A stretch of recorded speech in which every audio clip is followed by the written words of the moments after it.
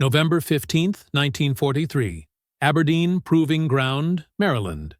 34 degrees, the kind of cold that stings through wool and canvas. A flat expanse of concrete glistened faintly with frost as a transport truck rumbled to a halt. Mechanics gathered instinctively, drawn not by orders, but by curiosity. They knew what was sitting under that olive-drab tarp. A captured German Kübelwagen, the machine American intelligence had hyped for years as the embodiment of Teutonic automotive supremacy. Staff Sergeant Aaron A.J. Delmar, 14 years of Detroit assembly line grit in his hands and ears, trained to diagnose engines by sound alone, watched silently as the captured vehicle was unfastened. The whole place seemed to hold its breath.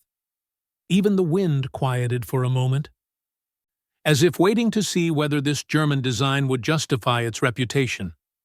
Delmar had repaired everything from Ford flatheads to Packard straight eights, but he'd never laid hands on German machinery. To him, this wasn't just another test vehicle. It was a chance to finally understand the engineering behind the army that had rolled across Europe with frightening speed. The tarp peeled back.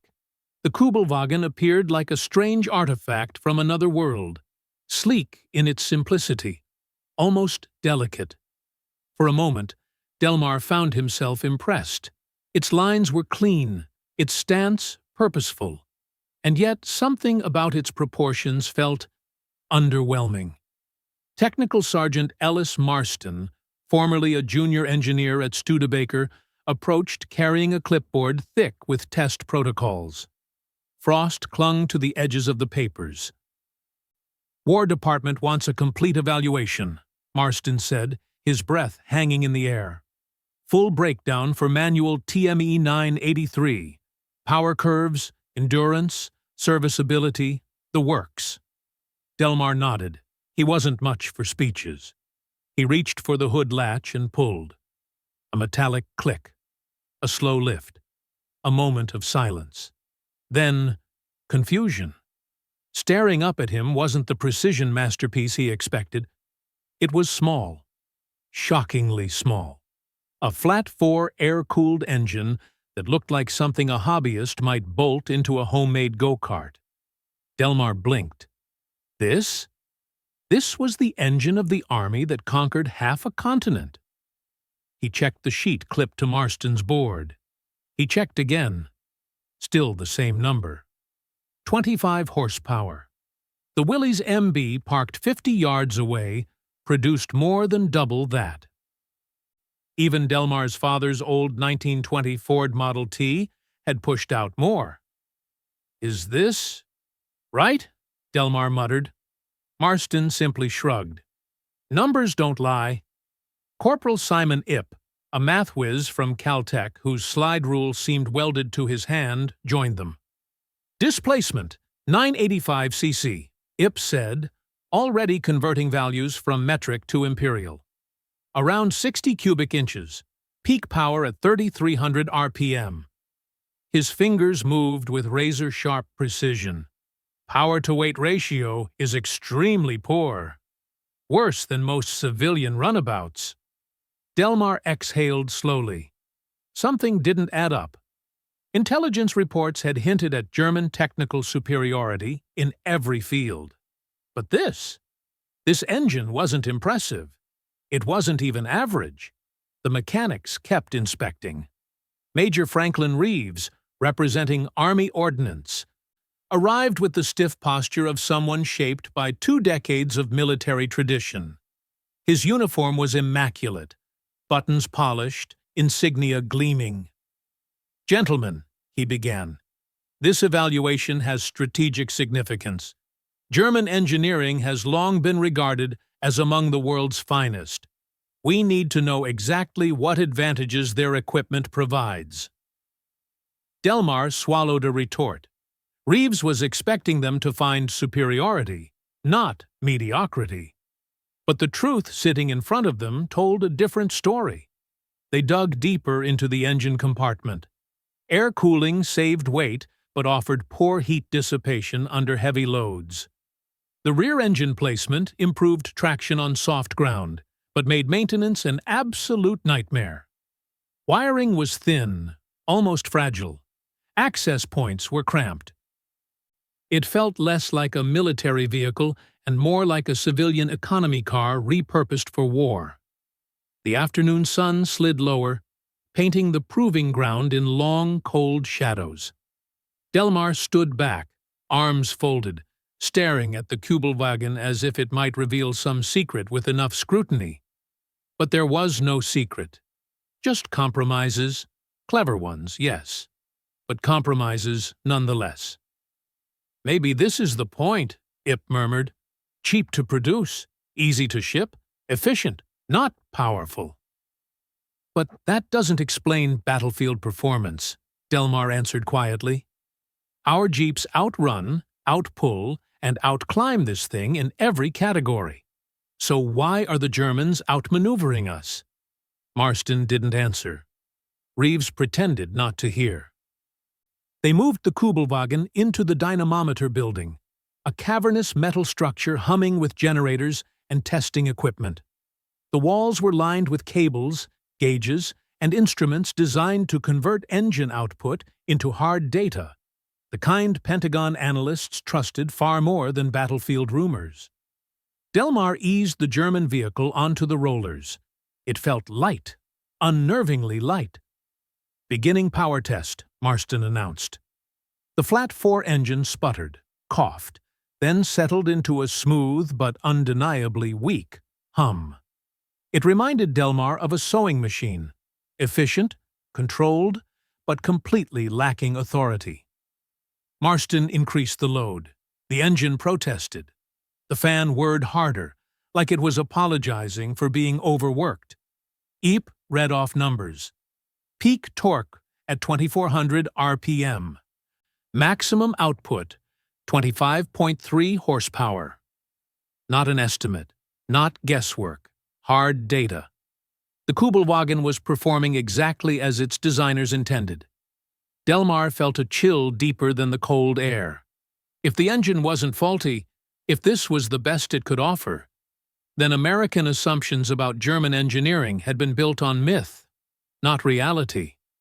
They continued testing, acceleration, load resistance, gear transitions, cooling efficiency. Every measurement reinforced the same conclusion. The Kübelwagen was underpowered and over-engineered for maintenance, but cleverly optimized for low-cost mass production. Reeves watched from the observation deck, jaw tight, hands clasped behind his back. He had built a career on respecting European design. But the numbers scrawled on Marston's clipboard challenged everything he thought he knew. Then came the hill climb tests. Aberdeen's hill course wasn't meant to humiliate vehicles. It was meant to simulate real terrain. The Willys handled it easily. The Kübelwagen, however, reached the halfway point before the temperature gauge surged and performance sagged. The German engine simply couldn't sustain power under load. And yet, on the battlefield, German units still maneuvered faster, reacted quicker, outplayed Allied forces again and again. Delmar drove back to the staging area in silence, thoughts racing faster than the Kübelwagen ever could. Numbers didn't lie, but numbers also didn't explain how an army using such limited equipment kept winning engagements. As the last light of day faded, the Kübelwagen sat cooling on the concrete, steam drifting from its vents, a symbol not of German superiority, but of something stranger, deeper, and far more complicated. The real question was no longer, why is German engineering superior? But rather, how are they winning despite equipment like this? The dynamometer bay vibrated with a low electrical hum the next morning as Technical Sergeant Ellis Marston calibrated the testing apparatus. He had spent 4 years in a Studebaker design lab before the war, years that taught him to treat measurements as sacred. No bias, no assumptions, no shortcuts, only numbers. Now those numbers would dissect the German Kübelwagen, layer by mechanical layer. Staff Sergeant A.J. Delmar guided the vehicle onto the rollers again, feeling its light frame shift under his hands.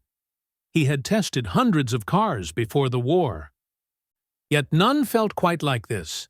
Thin metal, rigid, but featherweight, a strange combination of efficiency and fragility. "Begin baseline," Marston ordered. The flat-4 engine throbbed to life, its note rising as load resistance increased. Delmar listened carefully. Where American liquid-cooled engines growled and pushed, this one rasped. It wasn't a bad sound, smooth, controlled, but undeniably weak. A sewing machine beside a chainsaw. Torque rising. "Hold it," Marston instructed. Corporal Simon Ip scribbled values while simultaneously calculating conversion ratios in his head. He muttered results as soon as they were measurable. Peak torque achieved. Maximum output, 25.3 horsepower. Confirmed. It was not underperforming. It was delivering exactly what German engineers intended. No more. Delmar pressed his palm against the dashboard, feeling the vibration. "This thing's giving everything it has," he said softly. "And everything it has is not much." Then came the acceleration trials. 0 to 30 mph. The Willys did it in 11 seconds. The Kübelwagen took 26. The disparity wasn't just large, it was humiliating. Marston made careful notes. Acceleration insufficient for tactical maneuvering under fire. IP added calculations. Power-to-weight ratio favors American design by significant margin. Reeves watched from the observation deck, face unreadable. The team shifted gears through the Kübelwagen's 4-speed box, measuring torque multiplication and mechanical efficiency. German designers favored smooth engagement, almost luxurious softness, but sacrificed robustness. Synchronizers were delicate. Gear teeth felt light, too light for battlefield abuse. Delmar frowned. "A 19-year-old soldier will tear this thing apart before lunch." "Not designed for brute handling," Marston agreed. "Feels like something built for calm roads, not chaos." Rear-wheel drive meant traction limits, especially off-road. And the lightweight chassis didn't help. It skittered under abrupt load changes, even on the dynamometer. "Raising load now," Marston announced. The air-cooled engine, so often praised by German propaganda for reliability and simplicity, began to show its real nature. Aluminum fins radiated heat, but not fast enough. The fan whirred like a panicked bird. "Temperature climbing! Fast!" Ip called out. At sustained output, just 22 horsepower, the needle moved past acceptable margins. "Thermal stress exceeding safe parameters," Marston warned. The Willys could run at full power indefinitely thanks to its liquid cooling. The Kübelwagen simply couldn't. Reeves descended from the observation deck, jaw tensed. "Are you telling me this engine cannot maintain power under combat conditions?" Marston replied coldly. "Sir, I am telling you it cannot maintain power under moderate conditions." A silence followed that said more than words could. Aberdeen's eastern sector featured a 12-degree incline designed to test real-world capability. Not a mountain, just a challenging hill. But to the Kübelwagen, it might as well have been Everest. Delmar buckled in, gripped the spindly steering wheel, and started the ascent. The engine strained immediately, whining with each foot gained. "Speed dropping," Ip reported through binoculars. "Below 15 miles per hour." The temperature gauge climbed again. The smell of hot oil seeped through the vents. At the 800-foot mark, Marston called over the radio. "Temperature critical. Recommend shutdown." Delmar didn't stop. He wanted the truth, even if it killed the engine. 5 seconds later, the Kübelwagen quit. Power output collapsed. The engine wheezed and surrendered. The vehicle rolled backward until Delmar braked with a frustrated grunt. He stared at the gauge, then at the sky, as if asking it for answers. The Willys climbed the same hill moments later like it was nothing, steady, strong, unstoppable. It felt less like a test and more like a demonstration of industrial dominance. IP's calculations were blunt. Maximum sustainable grade for the German vehicle is 8 degrees. The Willys can maintain 27 degrees under identical load. 27! More than triple! Delmar exhaled in disbelief. This thing shouldn't even be on the same battlefield. Around them, technicians from other units watched in silent fascination. Some amused, some stunned, some simply bewildered. The myth of German mechanical superiority was cracking apart right before their eyes. Next, the sand pit. 4 inches of loose sand. Nothing extraordinary. Delmar eased the Kübelwagen in. Instant bog down. The rear wheels spun helplessly, digging themselves into a shallow trench. The vehicle didn't even move a foot forward. Unbelievable, Delmar muttered, climbing out. It's like the sand is holding it hostage. The same sand pit required 18 inches to stop an American Jeep. Reeves stared at the immobilized German vehicle.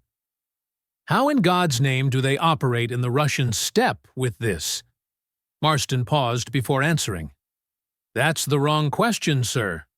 Reeves frowned. What do you mean? They don't win because of their equipment, Marston said quietly. They win because of everything else. Delmar felt that line hit like a cold gust.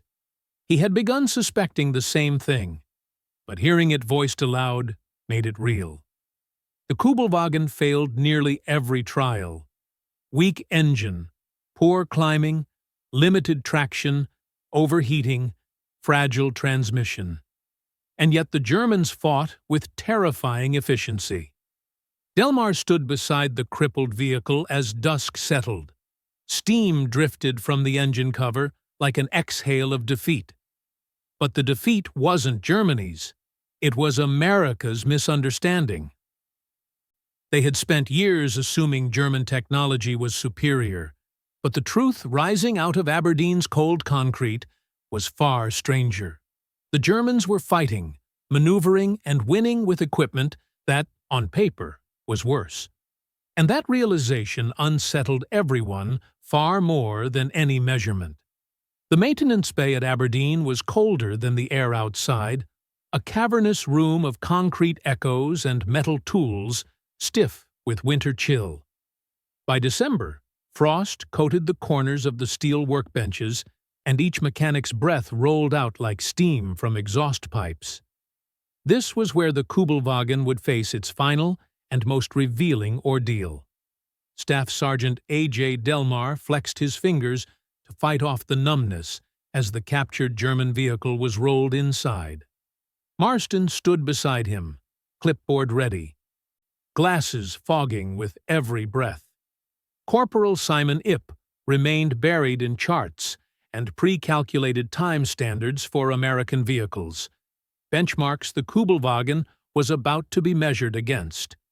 The first test was simple, an oil change, something a half-trained farmhand could do on a Willys in 12 minutes flat. Delmar crouched under the Kübelwagen. Timer ready? Go, Marston said. Right away, Delmar found the first problem. The drain plug was blocked by a protective skid plate, bolted in place with fasteners at absurd angles, requiring 2 different tools and a contortionist's patience. 10 minutes passed, then 15, before a single drop of oil even appeared. Who designs an access plate you can't reach without twisting your arm backward? Delmar growled. Ip scribbled numbers. Additional service time accumulating. Current total, 17 minutes. Still no drain. God help the poor German mechanic doing this in mud, Delmar muttered. Finally, after 45 minutes, the oil change was complete. Marston wrote the result in a crisp, methodical tone. Maintenance duration, nearly quadruple American standard. EP added, reduced operational availability by roughly 27% during sustained field service. Reeves, who had joined them halfway through, pinched the bridge of his nose. This is a logistic nightmare. That's putting it kindly, Delmar said. Next, spark plugs. On a Willys, 8 minutes. On the Kübelwagen?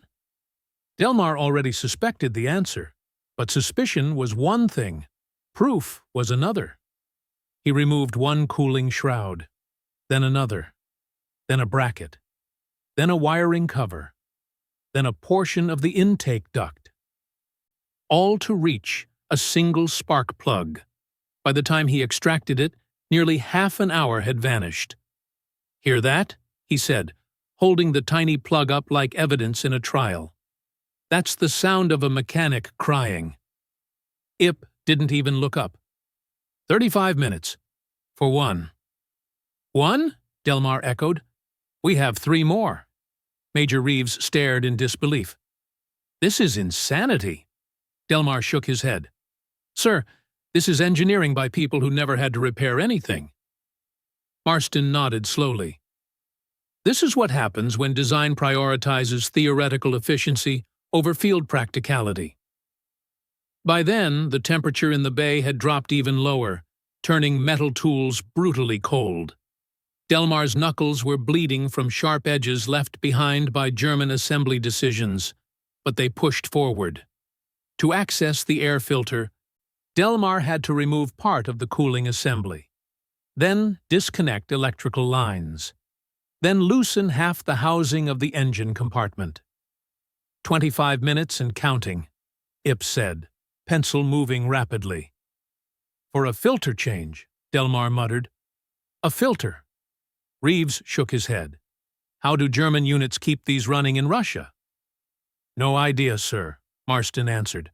But whatever the reason, it's not because the vehicle is easy to maintain. The Kübelwagen was elegant in places, beautiful even, but it demanded reverence rather than rough handling.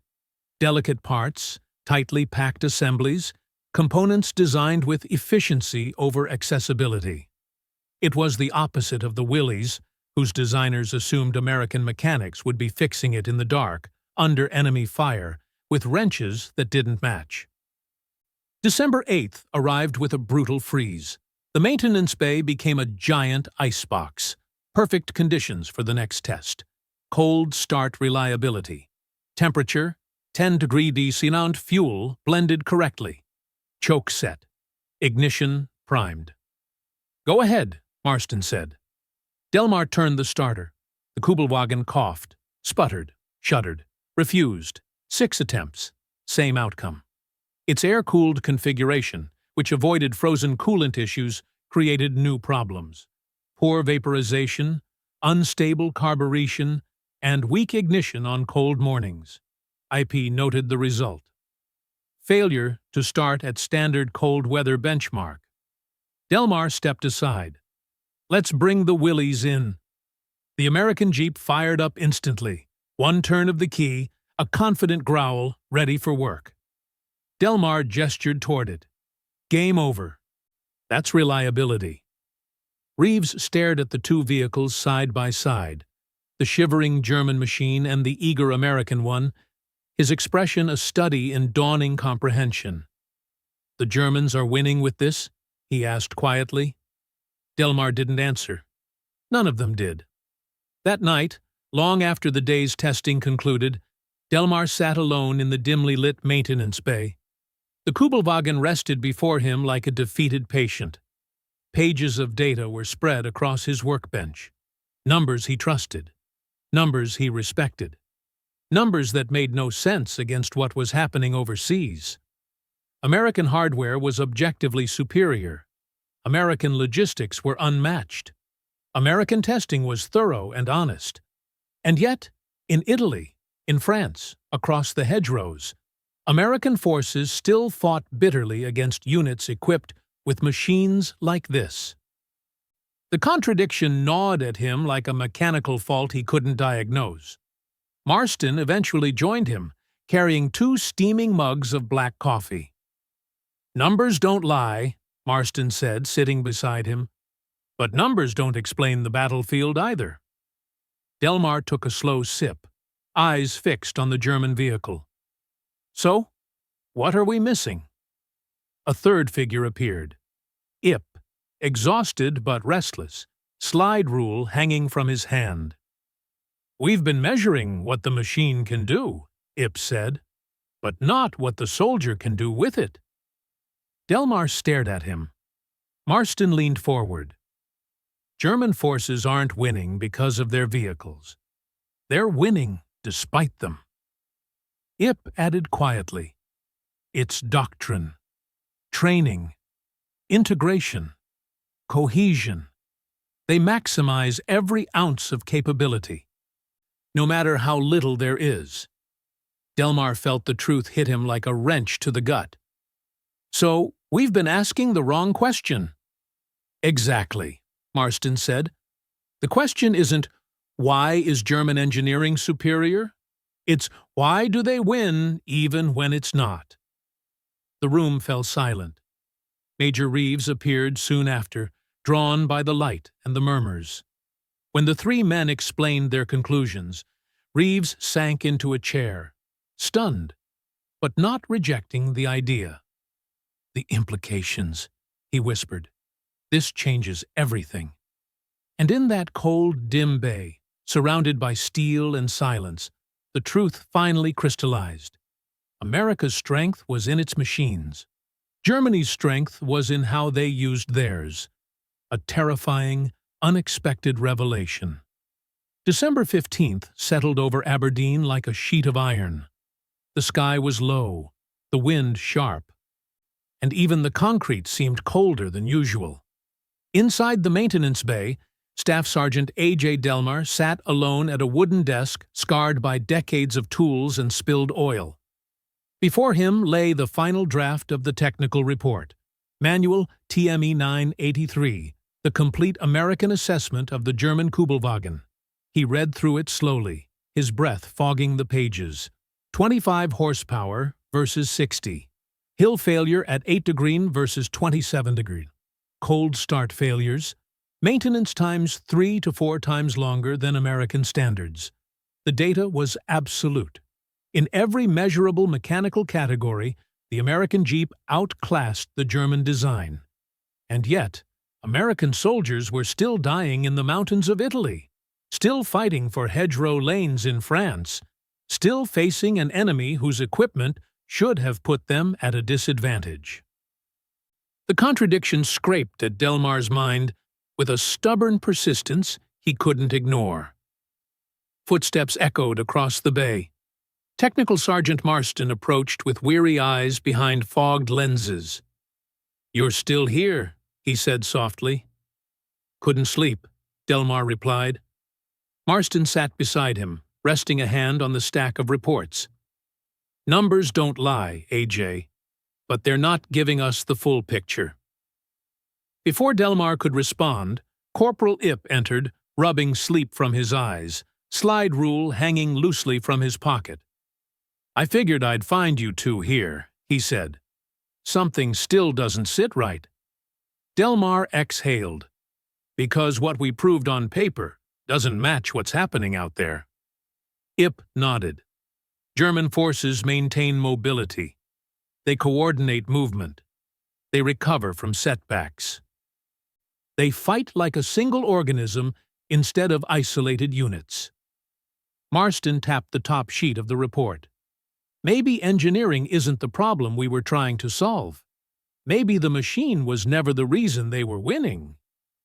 The 3 men sat in the cold silence, surrounded by metal, charts, and the faint scent of oil that never truly left the air. Marston broke the silence first. "Think about it," he said. "Every American vehicle is designed with the assumption that we can replace anything. Break a gearbox, swap the unit, burn out an engine, tow it back and install a new one. Lose a truck, ship another across the Atlantic? Delmar nodded. American industry could build tens of thousands of Jeeps in a month. Germany couldn't match that output, even if their factories ran non-stop. But the Germans, Marston continued, design for conservation. They can't replace everything, so they optimize for what they have: fuel efficiency, simplicity of materials, resource conservation. IP interjected, not simplicity of maintenance, though. No, Marston replied with a wry smile, but simplicity in manufacturing. They build with the mindset of rationing steel, rationing fuel, rationing time. Their doctrine grew from that reality. Delmar leaned back, absorbing the thought. So the Kübelwagen isn't meant to be superior.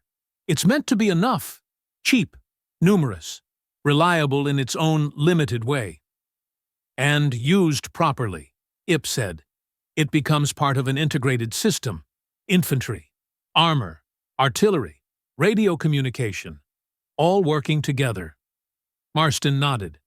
That's how they win, not with horsepower, but with harmony. As the pale light of dawn seeped through the frosted windows, Major Franklin Reeves entered the bay. He looked exhausted, coat collar pulled tight against the cold. He stopped when he saw the three men gathered around the Kübelwagen surrounded by papers. "You're all still here," he murmured. Delmar gestured to the vehicle. "Sir, we've been thinking."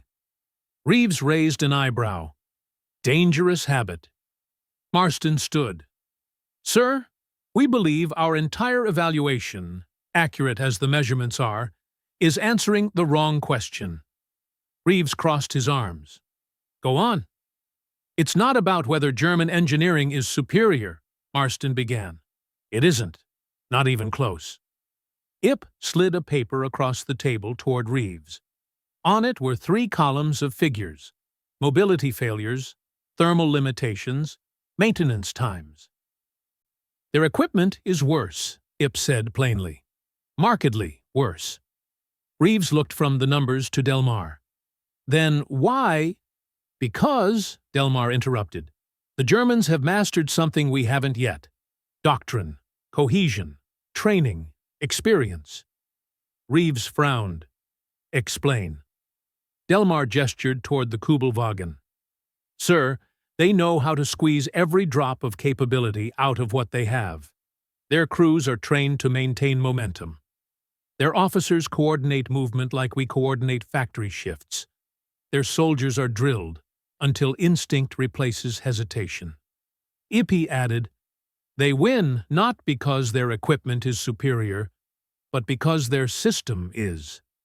Reeves stood still for a long moment, absorbing the implications. When he finally spoke, his voice was quiet. "That means the real war isn't just in factories. It's in training grounds, doctrine manuals, field exercises." "Yes, sir," Marston said. "Exactly." Delmar tapped the Kübelwagen's fender softly. "This thing didn't beat us. The men using it did." The next weeks were spent preparing the supplementary analysis that would accompany TME 983 to the Pentagon. It wasn't part of the original assignment, but it was too important to ignore. Marston wrote the engineering implications. IP supplied the mathematical models showing long-term outcomes. Delmar added practical assessments from years of hands-on experience. The conclusion was simple and unsettling. America's material superiority would not win the war unless American forces learned to fight with the same efficiency, cohesion, and doctrine that the Germans used to maximize their inferior equipment. The report argued that once American troops gained operational experience, once they learned to coordinate their superior vehicles, once doctrine matured, the sheer industrial might of the United States would overwhelm Germany. June 6, 1944, Normandy. Months later, the truth became visible on a distant French shoreline. 16,000 American Jeeps rolled onto the beaches of Normandy. Reliable, powerful, simple to maintain, and endless in supply. Backed not by fragmented tactics, but by a unified, hard-earned doctrine forged through study, experience, and hard lessons from places like Aberdeen.